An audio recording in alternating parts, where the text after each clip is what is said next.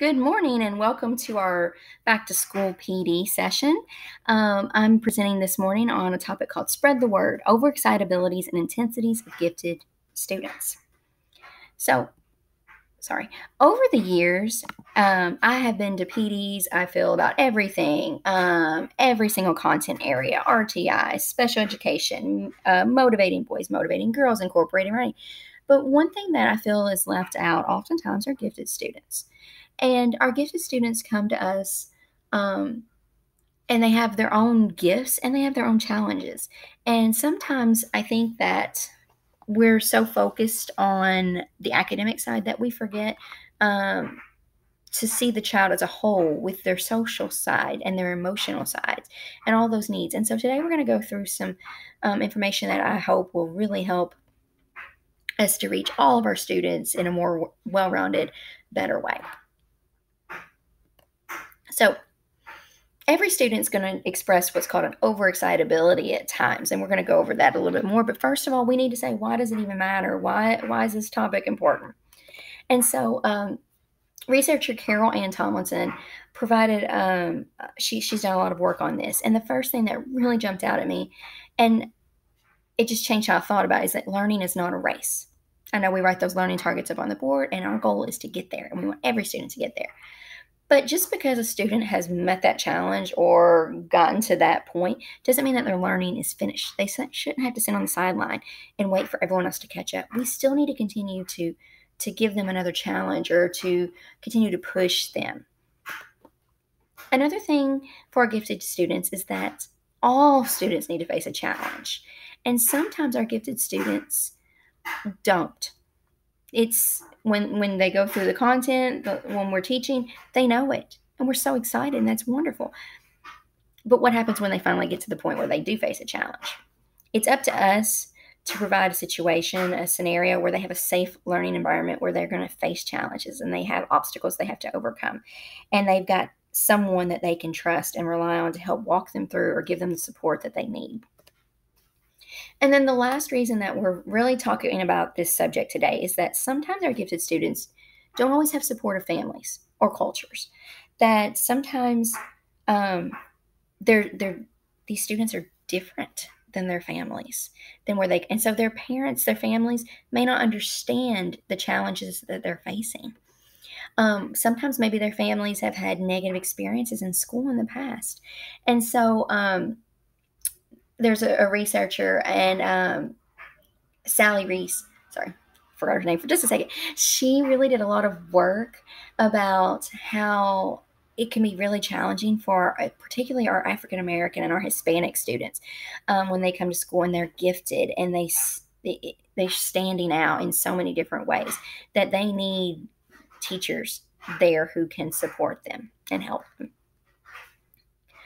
So again, overexcited abilities, intensities. I've been talking about that, but kind of maybe a little bit more. What is that? There's a researcher, Dabrowski, and he's very famous for researching and the work that he's done about these overexcited abilities. And this is how the brain gathers and processes and expresses information. We all have our own ways of expressing and dealing with getting new information. But sometimes with our gifted students, it can happen so much quicker than the rest of our students in the class that the way that they handle it may be what we consider atypical, or maybe it's more intense than what we see in our other students. So he's categorized these into 5 areas. And as we're going through these, I want you to think, does this sound familiar? And I guarantee if you've been in a classroom, you're going to be able to think of students who fit into each one of these categories. The first couple, it's my oldest son, and if you've met him, you're going to see it. The first is psychomotor. This is the student who's always talking, always moving, never seems to stop. It's like they have a motor. They're very animated. When they talk, they may use their hands, and they talk all the time, just like I'm doing right now with my hands. Sometimes they can be considered the workaholic, because if they're really excited about something, they're going to keep working on focusing. They're going to be sending emails at night and texting in the morning. They're very into it, and sometimes it can be overwhelming because they're so energetic. Sometimes we may even say that they seem like they might be ADHD. Sometimes that's true, as with my son, and sometimes it's just the way that they're expressing all of this information. The next is sensual, and this has to do with our senses. These students often have strong senses. It can be all areas or just a couple. They may be very particular about smells, taste, their clothes. I know my son cannot wear jeans because they're too rough. If there's a tag, we've got to cut it out of that shirt. They can be picky eaters because of the way things feel in their mouth or the way they taste. Maybe they hate to be touched, or maybe they love to touch and they want to touch everything. And then another thing is sometimes they don't like change because that can be scary for them. The third overexcitability is intellectual, and this is the one that we often think of. They're questioning everything, and they're not just questioning it, but they really need to understand. They like to solve problems, and they may have a very strong, intense focus, particularly in things that they are interested in. Now, if they're not interested, if it's not exciting to them, maybe they don't care at all, and then that can pose its own challenges for us as teachers. The fourth one is imaginational, and these students have a very strong sense of imagination. Sometimes it's so overwhelming that they can have difficulty distinguishing between reality and imaginary worlds because they're so involved in what they're envisioning. Sometimes they're going to speak with figurative language, hyperboles, and metaphors because they're really going out there and describing what they're seeing and experiencing. The last of the overexcitabilities is emotional. And this one can be really challenging because sometimes for a student, there's so much going on in their brain and around them and the way that it's going that they become very emotional. They may be prone to outbursts because they get overwhelmed. These students can sometimes have a really strong sense of justice where it's right or wrong, and that's it, black and white, and there's no room for gray areas. And this can be very, very tough. So those are the five, major excitabilities and overexcitabilities, and I know you've seen these in your classrooms. And so the next thing we're going to do is we're going to talk about that these are normal things. These are normal, and I know I feel a little guilty because the more I learned about it, the more I realized I try to shut students down sometimes when they express these.